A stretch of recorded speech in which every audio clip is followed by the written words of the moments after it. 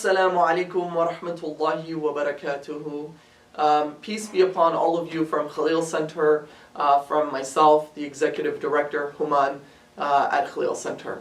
I wanted to use this video as an opportunity for us to segue into the month of Ramadan. And I wanted to lay out, in a very brief way, kind of an understanding of human nature, the composition of the human being, according to an Islamic psycho-spiritual kind of framework. Then I wanted to transition into utilizing that information to do something practical in preparation for the month of Ramadan. First of all, what we do need to remember and keep in mind with regard to the nature of the human being is that we have competing drives. The human being has a part of ourselves which is composed and made up of a ruh samawi, what some scholars call it, or ruh malakuti. It is the soul, or that part of the soul, that has a divine craving. It seeks to connect with Allah subhanahu wa ta'ala. It has a gravitational pull upwards. And its nourishment is the dhikr of Allah, is to feed it with the أَلَا بِذِكْرِ اللَّهِ تَطْمَئِنُّ الْقُلُوبُ, to feed it with the remembrance of Allah subhanahu wa ta'ala and with worship and divine and connection.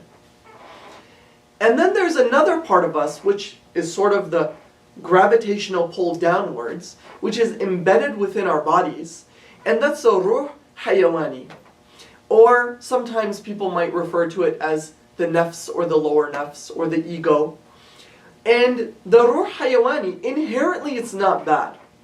It desires, survival through food. Its nourishment is food and sleep, clothing, shelter, rest. Okay? However, there's a problem with it in that if it becomes overly addicted to these material things, to the earthly things, and it holds on, and it starts to go in excess, it starts to pull downwards, and the ruh samawi is blocked from being able to make that spiritual connection. Let's take some practical examples. As we head into the month of Ramadan, we're going to be praying, inshallah, for a much longer period of time. We're not going to be eating. We're not going to be sleeping as much as we would like to sleep. And this is going to exert the body, right? And this is going to pain this sort of lower self and deprive it. And if we feel the pain too much or it feels overexerted, then we're not going to be able to enjoy our Taraweeh nights, our long ibadat, because we'll be fatigued very easily. We'll be tired very easily. Therefore, what do we need to do? We need to train this muscle.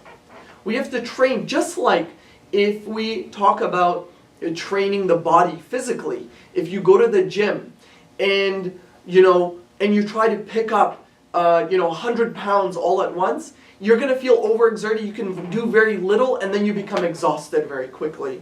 So what do we need to do? We need to actually prepare for that exertion. We need to prepare ourselves for that. So how are we going to prepare ourselves? Well, the principle of preparing is that we need to start to slowly exert some pain on our lower self. It's مخالفة النفس. فأما من خاف مقام ربه ونهى النفس عن الهوى. Just like the Quran says. That whomsoever recognizes the status of their Lord and then they go against their nafs, or the lower kind of beastly or animalistic, hedonistic drives of the lower self. And so, what's very important to do is that before Ramadan sets in, and especially during the beginning of Ramadan, we want to start to slowly and incrementally add things on top of it. And we want to do resistance training, not all at once. Not all at once, right? And we can use pre-Ramadan to do that. What we want to do is gradually build up to it. So what are the things that we can do to add upon it? Well, if you read 1 or 2 pages of Quran daily, make it 3 pages or 4 pages. If you struggle with your nawafil outside of your fard salah, outside of your obligatory salahs, then try to add the sunnahs. Make sure you're very prompt upon those prior to the month of Ramadan. Because as we start to build this muscle, we have the capacity to put more and more on top of it. And so my sincere advice to all of us is to do just that. The Prophet ﷺ said, أَحَبُّ الْأَعْمَالِ إِلَى اللَّهِ أَدْوَمُهَا وَإِنْ قَلَّ. That the most beloved actions to Allah are those things that are done repeatedly, even if they're done in few. And then the Prophet ﷺ also says, خُذُوا مِنَ الْأَعْمَالِ مَا تُطِيقُونَ. Take those actions, those good devotional acts, to the extent of your ability. And so if we utilize this strategy, then we'll be able to build this muscle.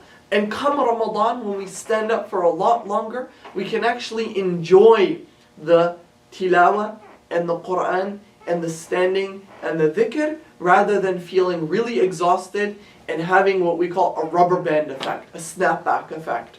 Because what ends up happening oftentimes towards the middle of Ramadan is that people get overexerted, overexhausted, and they can't exert themselves and they start to fall straight off.